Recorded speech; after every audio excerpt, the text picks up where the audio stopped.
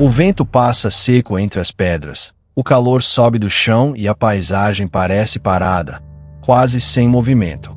Mas essa calmaria é enganosa. Em algum ponto entre a vegetação baixa e os morros áridos, existe um predador que carrega milhões de anos de evolução no próprio corpo. O dragão de Komodo.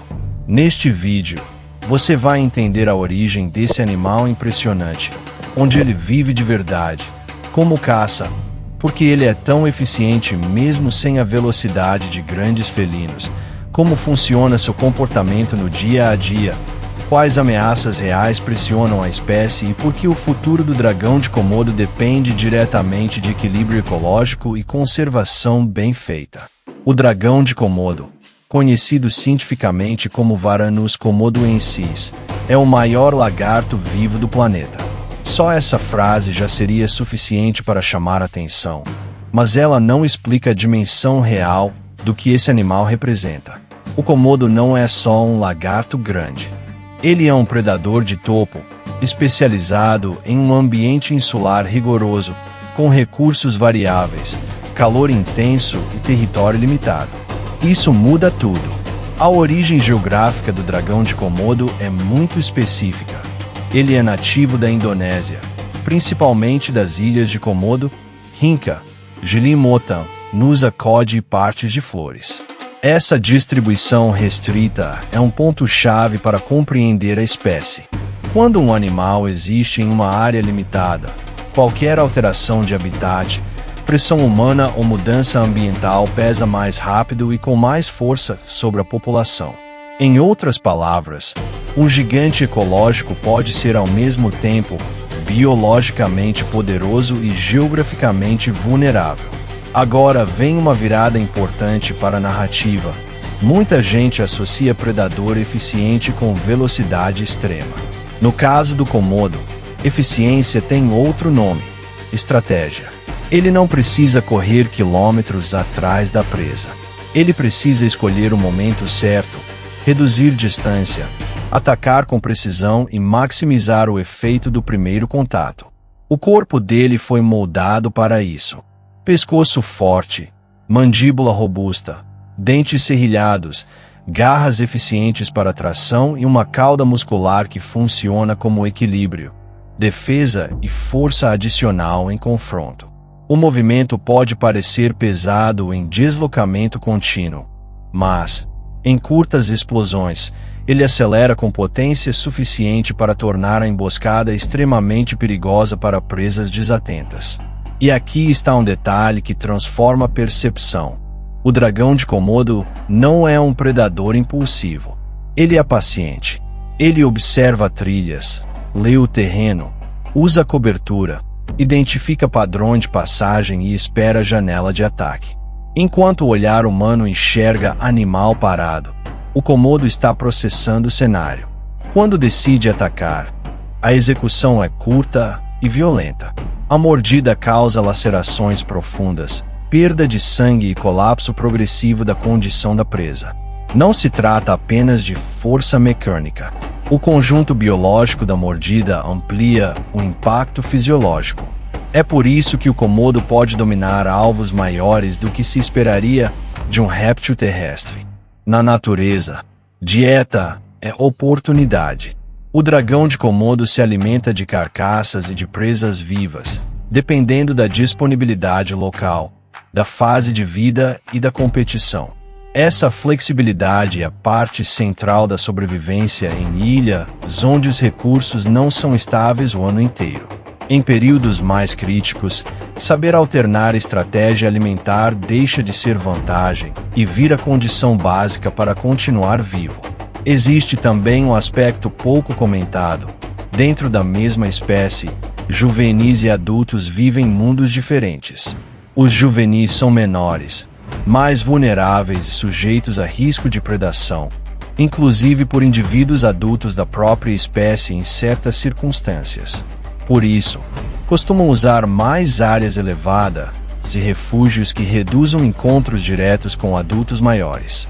Já os adultos dominam o solo, as áreas de maior oferta alimentar e os espaços de disputa territorial. Esse contraste cria uma dinâmica fascinante. O mesmo animal atravessa fases de vida com estratégias quase opostas. No início da vida, sobreviver significa evitar confronto. Na fase adulta, sobreviver significa controlar espaço e recurso. O dragão de Komodo não nasce dominante. Ele aprende a permanecer vivo até poder dominar.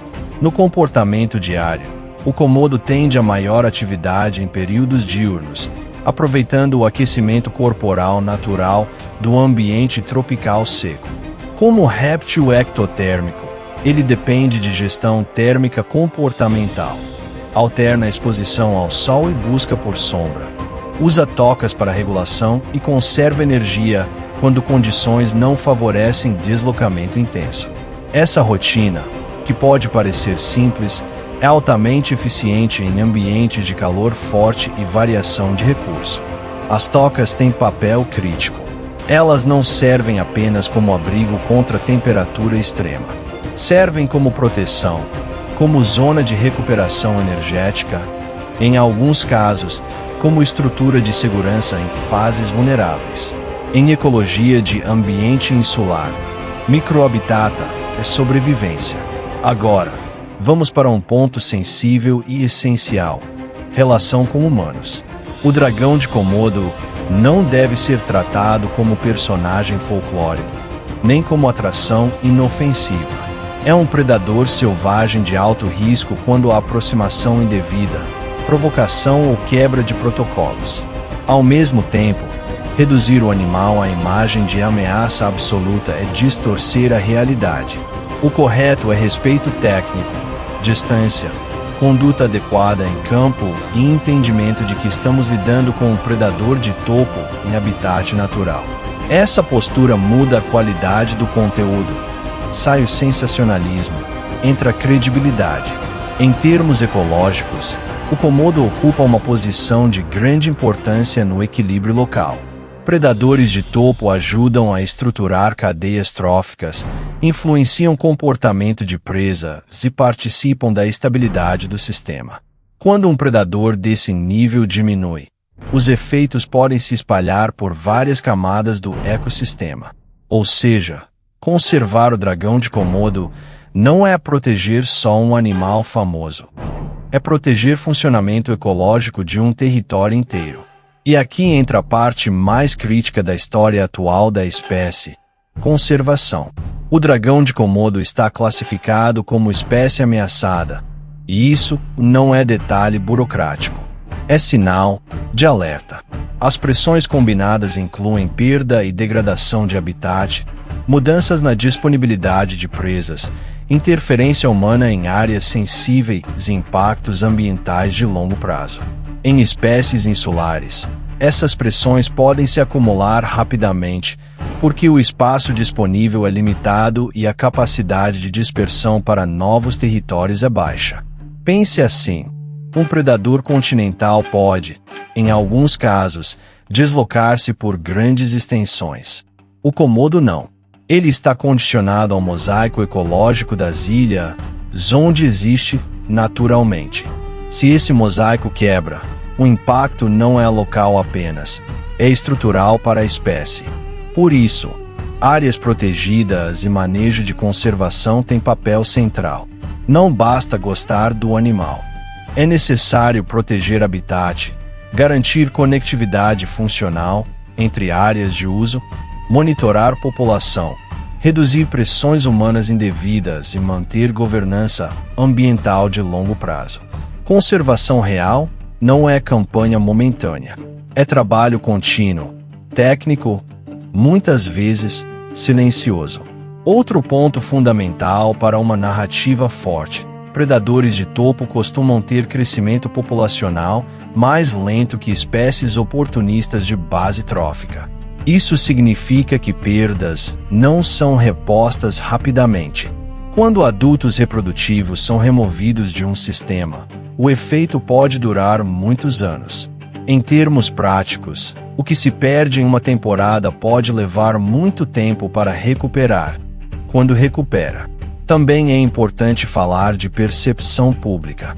O dragão de Komodo ficou mundialmente conhecido por tamanho, aparência e comportamento predatório. E isso gerou duas caricaturas ruins. De um lado, o monstro invencível. De outro, o animal exótico que dá para banalizar. Nenhuma dessas visões ajuda a espécie. A visão correta é mais madura e mais útil. É um predador extraordinário, especializado, com papel ecológico essencial e vulnerável a pressões modernas quando o equilíbrio ambiental é rompido. Quando você narra desse jeito, entrega impactos sem inventar, tensão sem exagero e informação sem perder ritmo.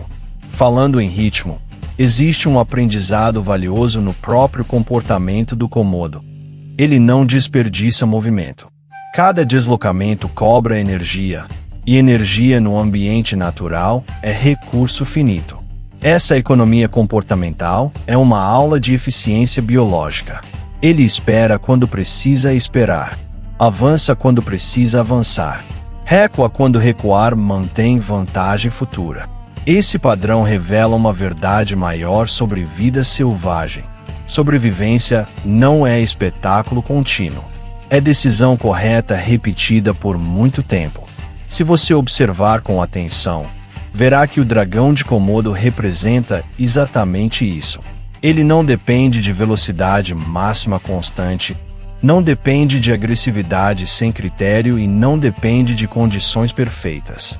Ele depende de ajuste fino entre corpo, ambiente e comportamento. Essa combinação é o que transformou esse lagarto em um ícone vivo da evolução. Mas evolução não é escudo contra erro humano.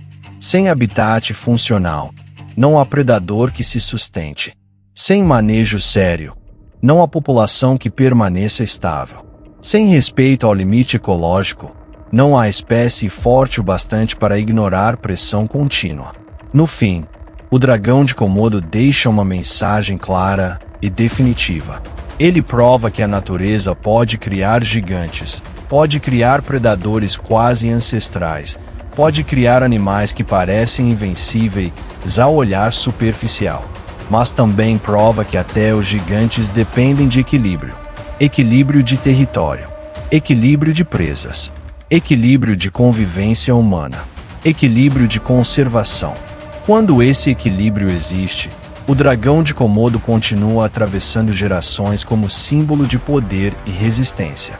Quando esse equilíbrio quebra, o risco deixa de ser teórico e vira destino. E essa é a conclusão final. O dragão de Komodo não é apenas o maior lagarto da Terra. Ele é um lembrete vivo de que força sem equilíbrio não garante futuro. O que mantém essa espécie de pé não é só a mandíbula, o tamanho ou a fama. É a manutenção cuidadosa do mundo onde ela existe.